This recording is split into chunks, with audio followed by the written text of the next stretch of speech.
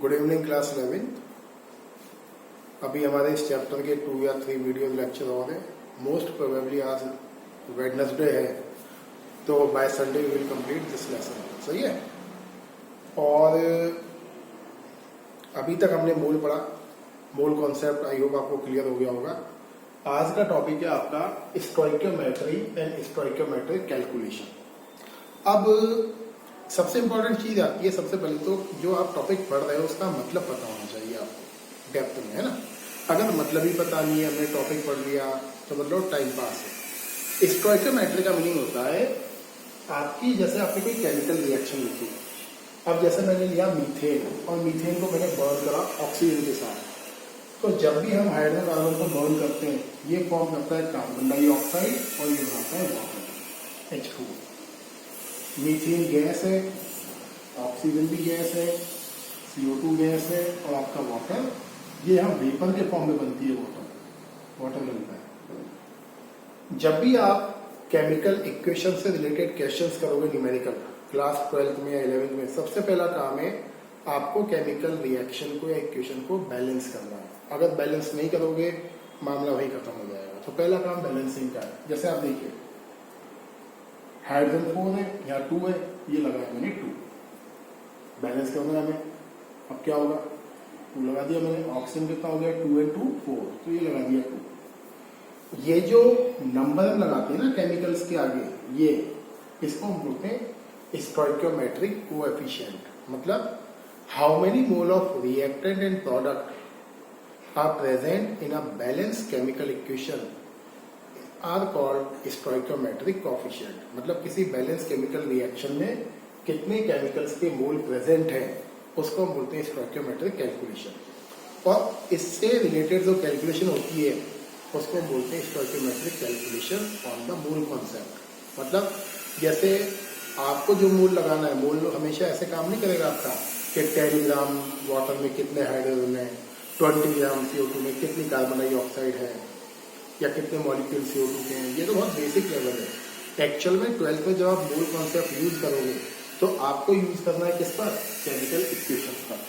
तो chemical equation पर हम मोल किस किस तरीके से यूज कर सकते हैं, उससे रिलेटेड कैलकुलेशन को हम बोलते हैं स्टोइकियोमेट्रिक कैलकुलेशन। मैं करके दिखाता हूँ, जब देखिए ध्यान से।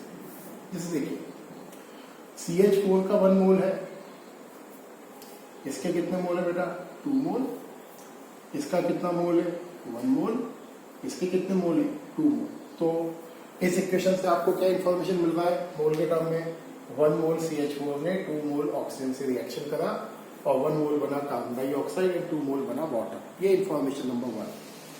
Information number 2, FSTP।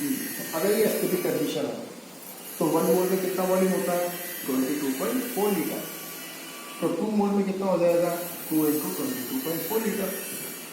ये कितना हो जाएगा 22.4 लीटर। ये कितना हो जाएगा 2 into 22.4 लीटर। तो क्या पता लगा, CH4 का 22.4 लीटर वॉल्यूम रिएक्शन करता है इसके इतने वॉल्यूम से, और वो बनाता है इतना वॉल्यूम CO2 और इतना वॉल्यूम H2। ये भी लिख सकते हैं हम। एक और चीज, मास के टर्म में आप क्या लिखोगे, देखो CH4 का मोलर मास कितना होता है, लिख दो डायरेक्ट, अब तो याद हो ही गया आपको, 12 + 4 ग्राम। ऑक्सीजन का 2 into 32 ग्राम, CO2 का 44 ग्राम, 12 + 4 into 30, पूरा लिखने जाऊंगा ना, आपको आता है इतना, 2 into 16 + 2 ग्राम। तो क्या पता लगा, इसका 16 ग्राम मीथेन का ऑक्सीजन के 64 ग्राम से रिएक्शन करके 44 ग्राम बनाता है CO2 एंड 36 ग्राम बनाता है वाटर। तो ये कोई इंफॉर्मेशन मिली आपको केमिकल इक्वेशन से। कुछ और देखो, पार्टिकल्स के टर्म में ये इंफॉर्मेशन नंबर 4, 1 मोल में कितने पार्टिकल होते हैं 6.022 10 की पावर 23। इसको हम क्या बोलते हैं, एवोगैड्रो नंबर। तो 2 मोल में कितने होंगे 2 into एवोगैड्रो नंबर। 1 मोल में कितना होगा एवोगैड्रो नंबर।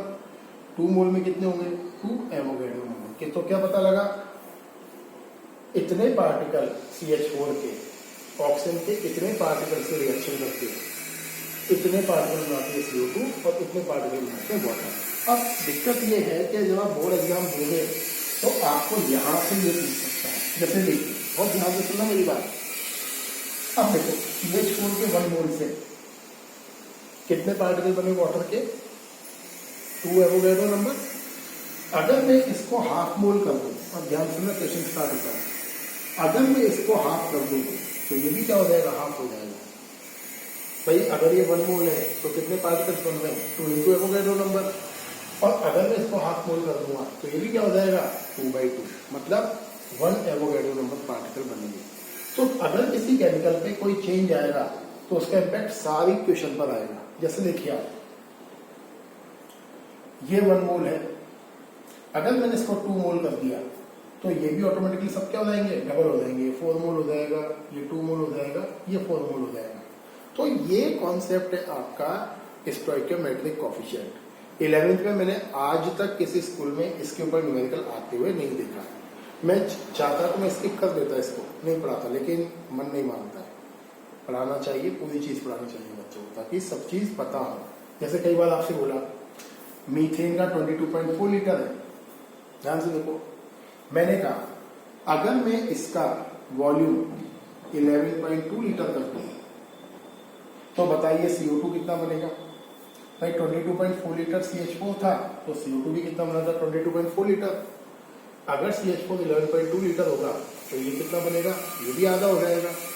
तो बेसिकली क्या ध्यान रखना है, जब भी आप स्टोइकियोमेट्रिक कैलकुलेशन करोगे तो ये फ्लोट चार्ट आप ध्यान रखना और थोड़ा सा इस तरह की अप्रोच रखना। एक न्यूमेरिकल करके बताता हूं मैं आपको। ये न्यूमेरिकल देखिए आप, शानदार न्यूमेरिकल आपका NCERT का न्यूमेरिकल। मैंने थोड़ा डेटा चेंज कर दिया बेटा, है ना, न्यूमेरिकल का डिजिट बदली है ताकि कुछ नया हो जाए। अच्छा, मैं जो वर्कशीट शेयर करता हूँ आप करा करिए।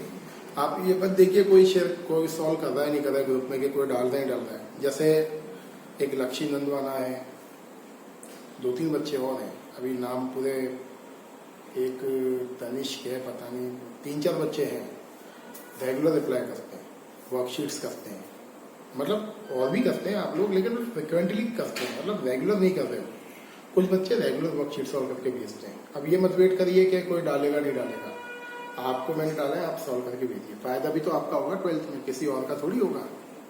हमें अपना सोचना है 12th में, दूसरा क्या सोचना है। जैसे ही देखो आप question, calculate amount of CO2 form if we burn 50 gram CH4। अगर हम CH4 के 50 ग्राम को बर्न करें तो कितना ग्राम CO2 बनेगा। अब बर्न आ गया, बर्न का मतलब क्या है, सबसे पहले आपको लिखनी पड़ेगी केमिकल इक्वेशन। तो देखिए बेटा, बहुत सिंपल न्यूमेरिकल है, मोल के न्यूमेरिकल बहुत सिंपल होते हैं, समझ में आ जाए तो। CH4 का बर्न का मतलब रिएक्शन विद ऑक्सीजन, अगेन क्या बनाओगे, CO2 प्लस H2O। सही, बैलेंस करने में हमें पता है ये बैलेंसिंग, यहाँ 2 लगा लीजिए और यहाँ लगा दिया आपने 2। अब देखो आपने मीथेन कितना ग्राम लिया, 50 ग्राम। क्या पूछ रहा है, कितना ग्राम CO2 बनेगा, मतलब आपसे पूछ रहा है मास ऑफ CO2 कितना बनेगा। Simple logic. अब बात किसकी हो रही है, CH4 की और CO2। हमें और से मतलब नहीं, हमें मतलब है इससे और इससे। CH4 का मोलर मास देखो 12 + 4 = 16 ग्राम।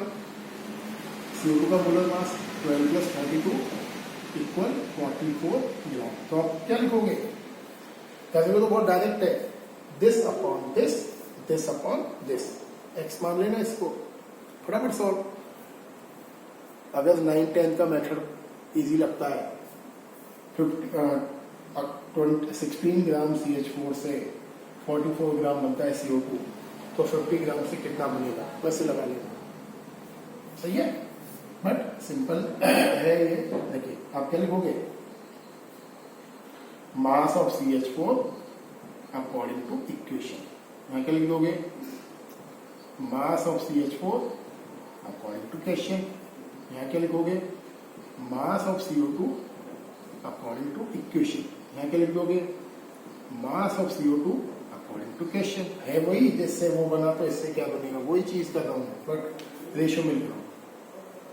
16/50 44/x कितना बना, सही है। तो क्या हो जाएगा बेटा, ये थोड़ा यहाँ लिखता हूँ, x इक्वल 50 इंटू 44/60, ये आपका सॉल्व न्यूमेरिकल। क्लियर है। थोड़ा सा इसको और टफ करता हूं इसी न्यूमेरिकल में। देखिए सेम न्यूमेरिकल देखिए, बट थोड़ा सा टफ फॉर्म में, एनसीईआरटी में नहीं आपके इतना लेवल, बट देखो आपको बोला आपके पास मीथेन का हाफ मोल है, बताइए कितना वॉल्यूम बनेगा O2 का।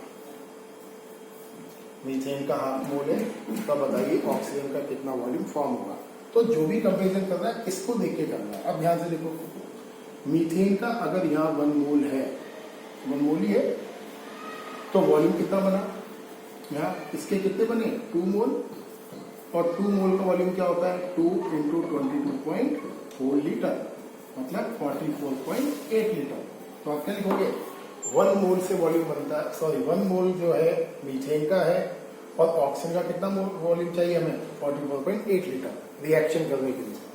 अगर मीथेन का आप हाफ मोल लोगे तो O2 का कितना वॉल्यूम चाहिए आपको, हाफ। तो आप क्या लिखोगे डायरेक्ट 44.8 डिवाइड बाई 2 इक्वल 22.4।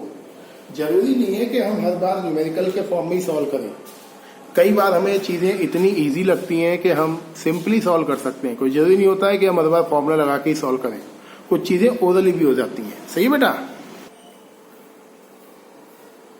देखिए बेटा, मोल कॉन्सेप्ट का जो स्टोइकियोमेट्रिक कैलकुलेशन है उससे रिलेटेड टॉपिक है आपका लिमिटिंग रिएजेंट। थोड़ा सा अगेन मैं आपके पुराने कॉन्सेप्ट्स को थोड़ा हिला रहा हूं, जो आपके 9-10 वाले है ना, हिलाए। देखिए सपोज आपने ये रिएक्शन लिया N2 प्लस, आपने क्या करा N2 का रिएक्शन करा H2 से, और आपने क्या बनाया अमोनिया। Note it. पहला काम मैंने क्या बोला है, जब भी करें केमिकल इक्वेशन को बैलेंस करें, सबसे पहला काम ये करना है, बाकी सारे काम बाद में। तब भी बैलेंस कितना तो आता ही है। सपोज आपने इसका लिया 20 ग्राम और इसका लिया 30 ग्राम। अगर आप क्लास 9th में होते और मैं पूछता अगर 20 ग्राम N2 ने 30 ग्राम हाइड्रोजन से रिएक्शन करा तो कितना अमोनिया बना, तो 9th में होते और आप बोलते सर 20 प्लस 30 ये बना 50, तो मैं आपको बोलता full out of course, very good, excellent. आप बोलते sir law of conservation of mass होता है फॉलो, ये बोलते हैं।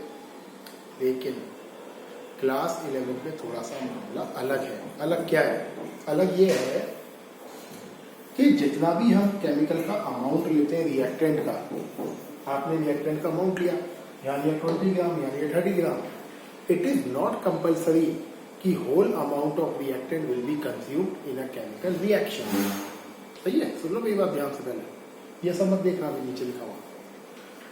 What ever amount of chemical reactant we takes in a chemical reaction, not compulsory that whole amount will be consumed in a chemical reaction। मतलब आप जितना भी amount reactant का लेते हो, जरूरी नहीं है कि आपका पूरा रिएक्टेंट प्रोडक्ट में चेंज हो जाए।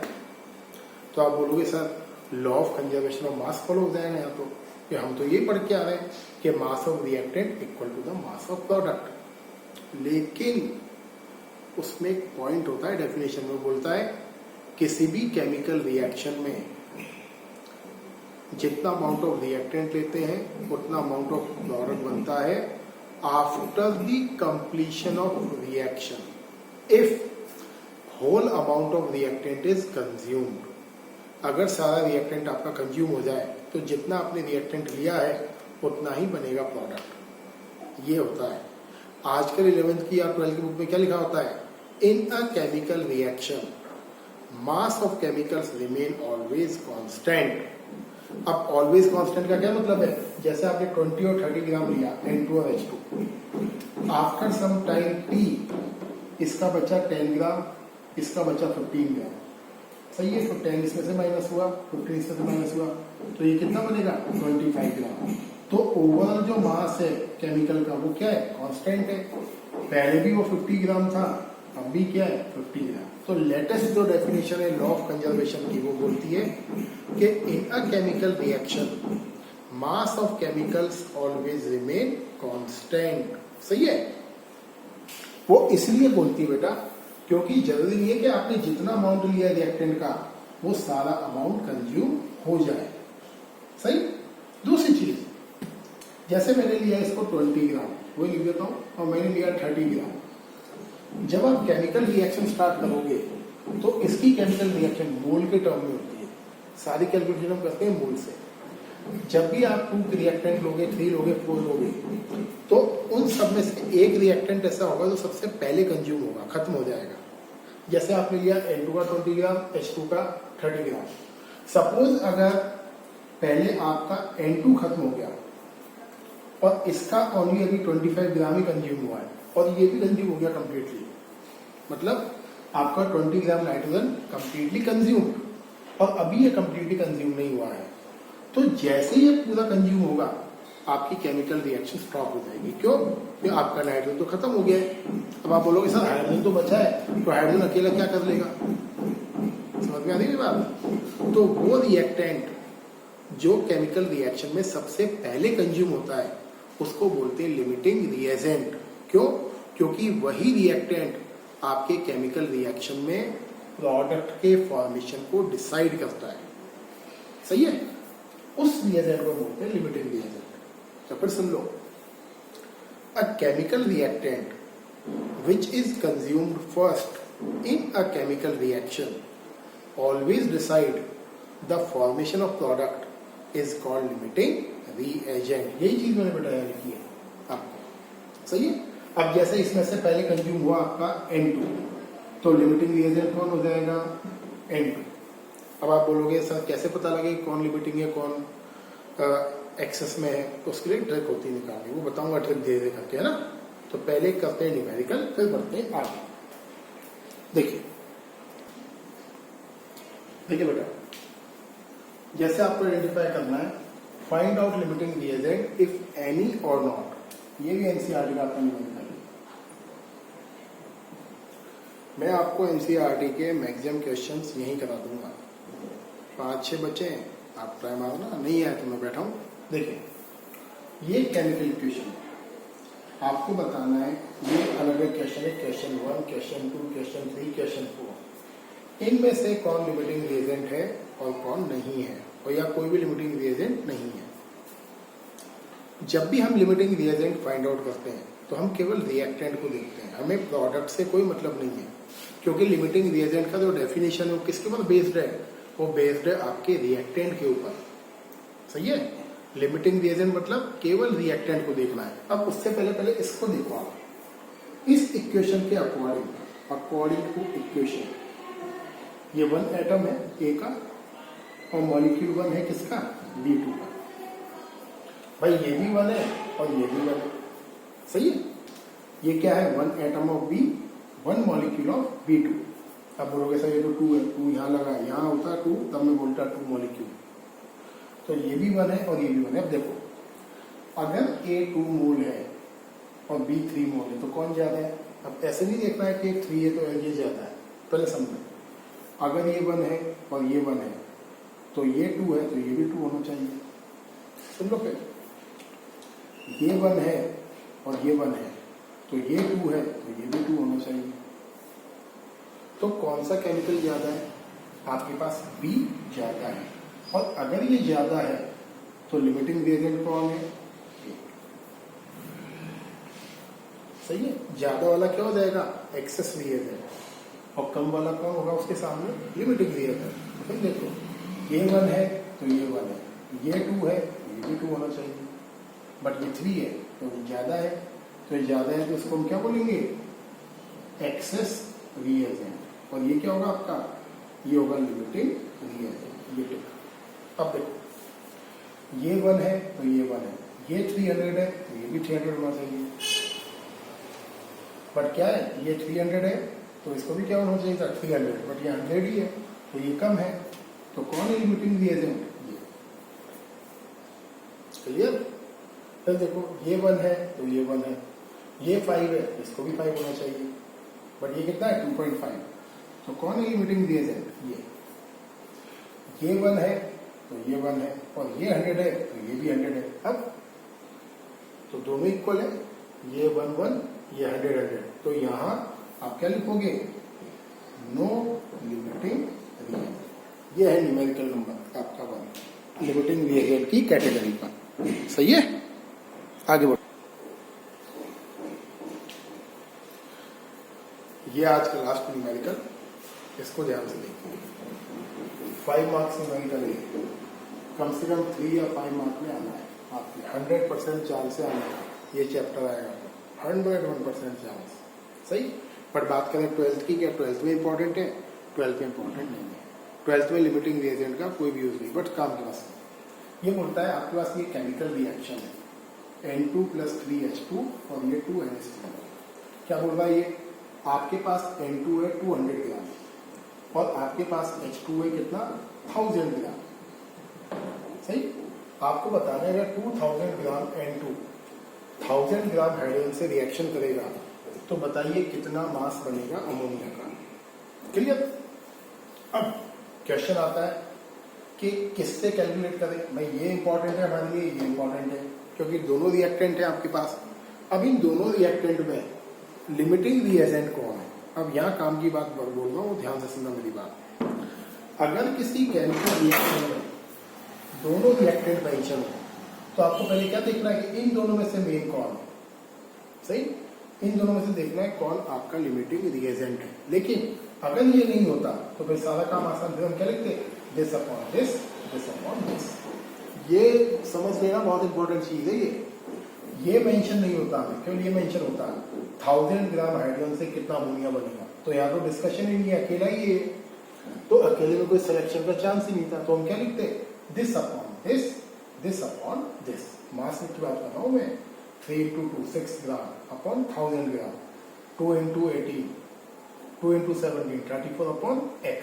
लेकिन यहाँ 2 टाइप के रिएक्टेंट हैं, तो आपको पहले तो ये पहचानना पड़ेगा कि इन दोनों रिएक्टेंट में लिमिटिंग रिएजेंट कौन है। तो लिमिटिंग रिएजेंट को पहचानने का तरीका मैं बता रहा हूँ, ट्रिक है एक तरह की। तो पहले समझ लो, देखो कि कैसे हम लिमिटिंग रिएजेंट पहचानते हैं। करना वही है आपको। इसका मास कितना है, देखो इसका 2 × 40 = 28। इसका मास कितना है, 3 × 2 = 6 ग्राम। सही है, करना वही है हमें।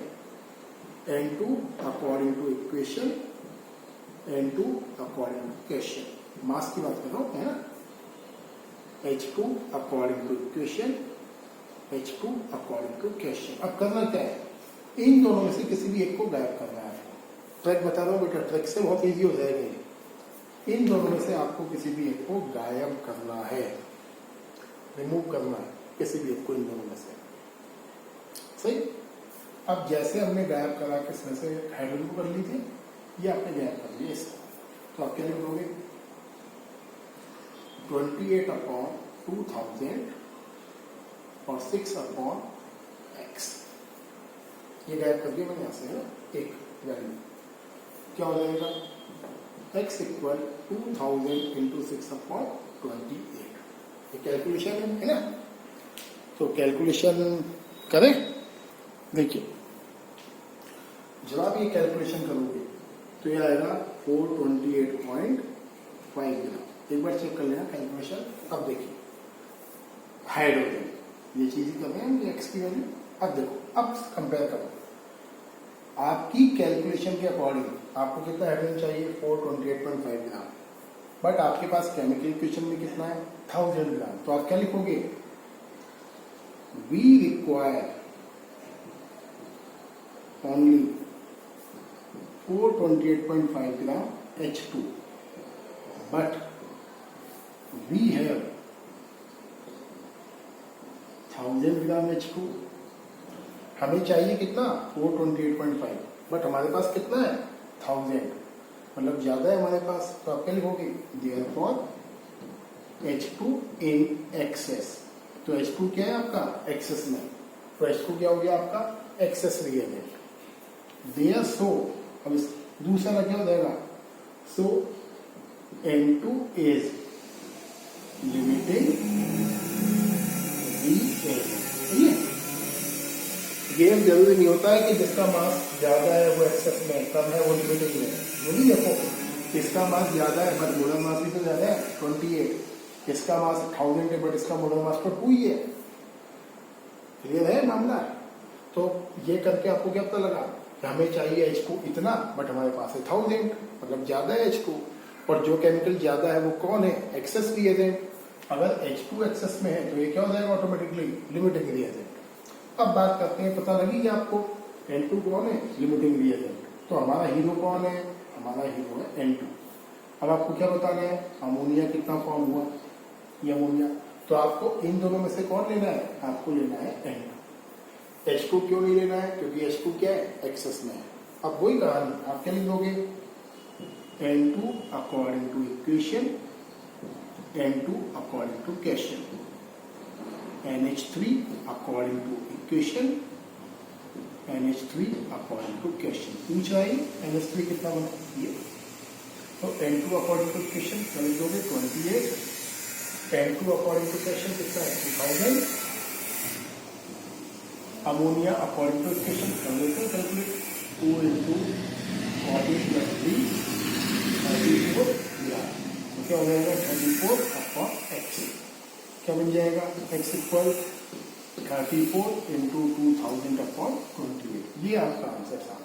ये है बेटा लिमिटिंग रिएजेंट कॉन्सेप्ट आपका। और ये IIT मेन के लिए इम्पोर्टेंट है, IIT एडवांस के लिए इम्पोर्टेंट है, और आपके क्लास 11 के लिए इम्पोर्टेंट है। 12th बोर्ड एग्जाम में ये कोई इंपॉर्टेंस नहीं रखता है। सही है? तो लेक्चर ध्यान से देखो, और देखो लेक्चर देखने का सही तरीका क्या होता है। लेक्चर के साथ साथ नोट्स रखकर बैठा करो। जैसे लेक्चर पढ़ाता हूँ ना मैं, 12th वाले क्या करते हैं? 12th वाले यही करते हैं। 12th के जो 50% बच्चे हैं 12th के बैच में, वो करते क्या है? नोट्स लेकर बैठते हैं। जब लेक्चर सुनते हैं ना मेरे, तो नोट्स लेकर बैठते हैं, लेक्चर भी देखते हैं, नोट्स भी पढ़ते हैं। बहुत मजा आता है करने में, है ना? आप भी ये काम करें। चलिए, thank you and have a nice day.